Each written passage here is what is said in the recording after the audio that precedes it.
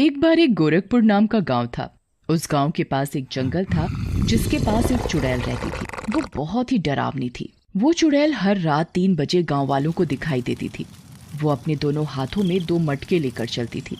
उन मटकों में से आग की लपटें निकलती थी। गांव वाले उसकी खिड़कियों से उसे देखते रहते थे, लेकिन किसी ने भी उसके पास जाने की हिम्मत नहीं की। अरे सुनो, ये चुड़ैल हर दिन आधी रात को अपने दोनों हाथों में इन 2 मटके को लेकर क्यों घूमती है? ये मत जानिए कि ये डायन कौन है। मुझे इस बात का एहसास है कि इस गांव में कुछ बहुत बुरा होने वाला है। फिर अगले दिन है भाई, पूरा साल बीत गया पर बारिश का कोई संकेत नहीं। मुझे लगता है इस साल भी सूखा पड़ेगा। भाई, ऐसा लगता है ये उस मटके वाली चुड़ैल के कारण हो रहा है। वो हर रात गांव भर में अपने दोनों हाथ में आग से भरे 2 मटके लेकर जाती है। मुझे लगता है इस वजह से इस गांव में सूखा पड़ रहा है। आप सही हैं भाई, पता नहीं कब हम इस चुड़ैल से छुटकारा पाएंगे।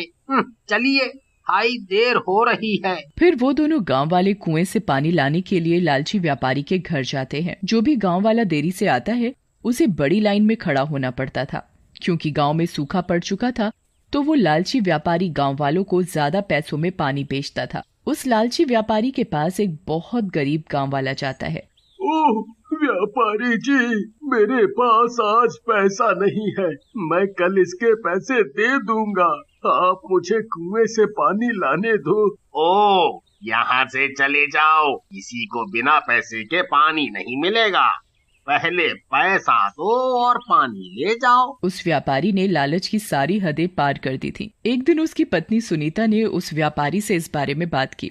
सुनो, इस साल गांव में बहुत सूखा पड़ा है। हमें गांव वालों की मदद करनी चाहिए। हमें अपने कुएं के पानी के लिए उनसे पैसे नहीं लेने चाहिए। तुम क्यों ग्रामीणों के प्रति इतने दयालु रहती हो? जाओ और अपना काम करो। ये समय पैसा कमाने का है और मैं इस मौके को अपने हाथ से गंवाना नहीं चाहता। ठीक है, मैं भी इस घर में तुम्हारे जैसे लालची आदमी के साथ नहीं रहना चाहती। मैं जा रही हूँ अपने मायके। तुम जहाँ जाना चाहती हो वहाँ जाओ, मुझे कोई परवाह नहीं है। और सुनीता उस लालची व्यापारी को उसकी आदत के लिए छोड़ देती है और गुस्सा होकर अपने मायके चली जाती है। पर इस बात का व्यापारी को कोई दुख नहीं होता। वाह वाह वाह वाह वाह वाह, अब सही है। अब ये सारा धन मेरा हो जाएगा, मेरा। फिर अगले दिन गांव वाले पानी लाने के लिए कुएं पर खड़े हो गए। सामने एक साधु बाबा लाइन में खड़े थे। उस साधु बाबा को देखकर लालची व्यापारी उसके पास जाता है। देखो बाबा, इस कुएं का पानी मुफ्त नहीं है, इसके लिए आपको भुगतान करना होगा। बेटा, मेरे पास कोई पैसा नहीं है। फिर कहीं और से पानी ले लो, यहाँ कुछ भी मुफ्त नहीं मिलता। पानी पीने के लिए पैसे दो, नहीं तो जाओ यहाँ से। ये आप सही नहीं कर रहे हैं। आपके अंदर अब कोई इंसानियत नहीं बची। आपको अपने कर्मों के फल के भुगतान का सामना करना पड़ेगा। इतना कहकर संत वहाँ से चले गए। फिर रात में चुड़ैल फिर से गांव अपने दोनों हाथों में मटके लेकर आई। गांव वाले उससे बहुत डर गए। इस बार वो सीधे व्यापारी के घर गई और दरवाजा खटखटाया। ओहो, रात को पानी लेने कौन आया है? मुझे इतनी रात को नींद से उठाया। अब तो मैं उससे पानी के लिए ज्यादा पैसे लूंगा। तब लालची व्यापारी ने खिड़की से झांक कर देखा तो वो दंग रह गया। हे भगवान, मैं मर गया। ये मटके वाली चुड़ैल है। अरे, ये आज यहाँ क्यों आई है? अब मैं क्या करूं? अगर मैं दरवाजा खोलता हूँ तो वो मुझे जिंदा खा जाएगी। हे भगवान, मुझे इस चुड़ैल से बचाओ, बचाओ प्रभु, बचाओ। मटके वाली चुड़ैल ने फिर से दरवाजा खटखटाया, लेकिन डरे हुए व्यापारी ने दरवाजा नहीं खोला। फिर चुड़ैल ने दोनों मटकों में से एक मटके को उसके दरवाजे पर रख दिया और वहाँ से चली गई। हे भगवान, तेरा लाख लाख शुक्र है, मैं बाल बाल बच गया। फिर वह देखने के लिए बाहर निकला।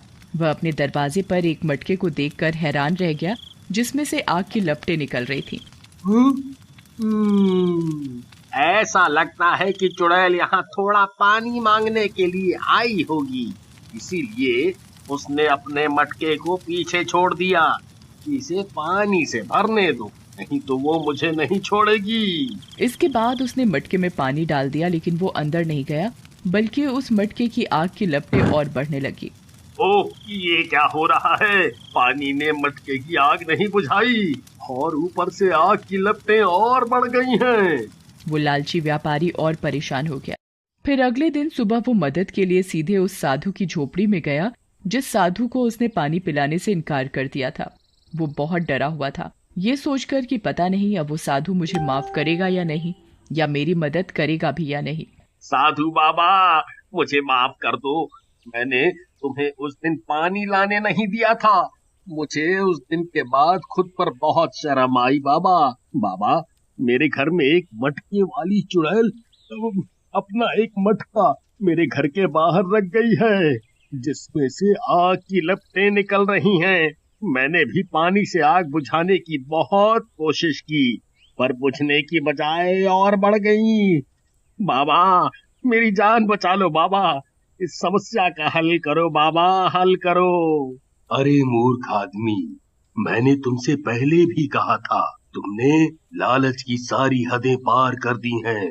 अब तुम्हारे अंदर इंसानियत नहीं बची है, इसलिए चुड़ैल ने तुझे भूत लोक का मुखिया चुना है और उसने तुझे एक बुलावे के रूप में वो मटका दिया है। अच्छा बाबा। बाबा, अब ये बताइए कि अब मैं क्या करूं? मैं चुड़ैलों की दुनिया का मुखिया नहीं बनना चाहता। कोई तो उपाय बताओ बाबा, इस मुसीबत से बाहर निकालो। अब तुझे उस चुड़ैल से कोई नहीं बचा सकता। लालची व्यापारी उदास होकर अपने घर की ओर चल देता है।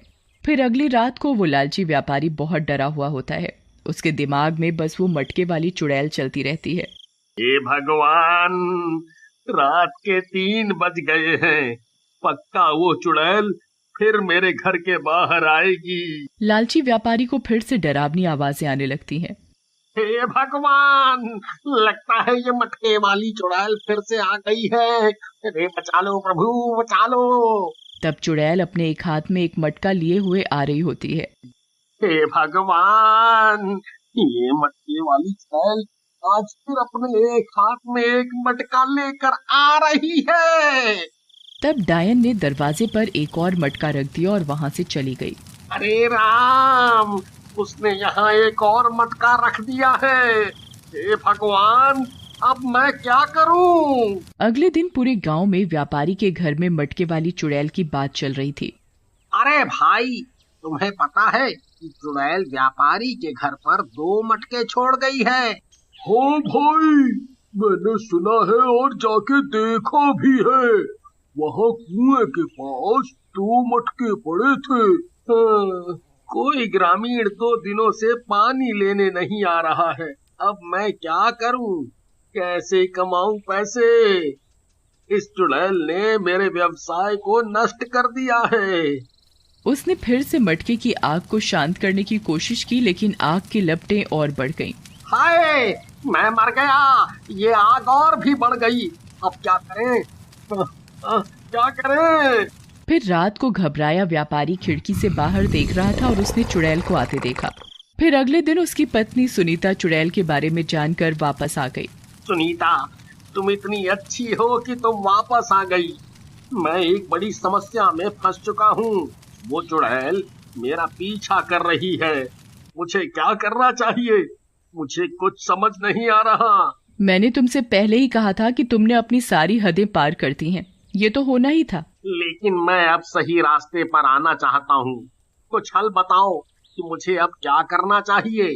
तब उसकी पत्नी ने उसे समझाया और उन्होंने अपनी सारी फालतू संपत्ति, कपड़े खरीद कर गाँव वालों को दान कर दी और तो और पानी भी मुफ्त में देना शुरू कर दिया। अरे गांव के मुखिया जी, ये वो सारी दौलत है जिसे मैंने गांव वालों से कमाया है।